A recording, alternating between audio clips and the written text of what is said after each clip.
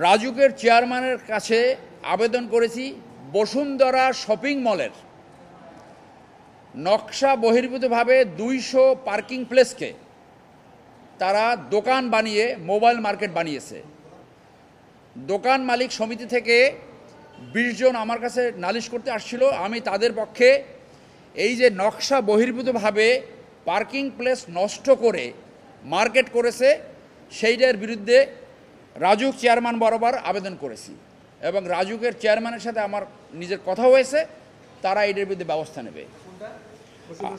Bashundhara shopping মলের নকশা ভেঙে নকশা বহির্ভূতভাবে পার্কিং প্লেসকে দোকানে পরিণত করেছে। 2 আমরা আবেদন জানিয়েছি আইনগত রাজুক চেয়ারম্যান এইটার বিরুদ্ধে আইনগত ব্যবস্থা নেওয়ার জন্য আবেদন করেছি। হ্যাঁ, পার্কিং প্লেস ভেঙে দোকান করেছে সেইটার বিরুদ্ধে আইনগত ব্যবস্থা নেওয়ার জন্য আমরা আবেদন জানিয়েছি। হ্যাঁ, 3 নম্বর ইস্যু নঈম নিজাম সাবেক সম্পাদক বাংলাদেশ প্রতিদিন এবং এমদাদুল হক মিলন সাবেক সম্পাদক দৈনিক কালের কণ্ঠের অবৈধ সম্পত্তির অনুসন্ধান করার জন্য দুদকের কাছে আবেদন করেছি। আজকে নঈম নিজাম সাবেক সম্পাদক বাংলাদেশ প্রতিদিন এবং এমদাদুল হক মিলন সাবেক সম্পাদক দৈনিক কালের কণ্ঠ। আমাদের জানার মতে নঈম নিজাম এই বসুন্ধরা গ্রুপের মানি লন্ডারিংয়ের সাথে সরাসরি জড়িত। বাংলাদেশে অনেক সম্পত্তি করেছে, আমেরিকাতে তার 2টি বাড়ি রয়েছে বলে আমরা জানতে পেরেছি।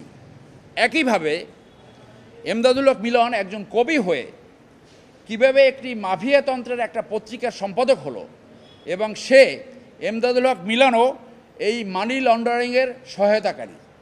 তাদের বিরুদ্ধে আমরা দুর্নীতির অনুসন্ধান চেয়েছি, এটা দুর্নীতি দমন চেয়ারম্যানের কাছে লিখেছি।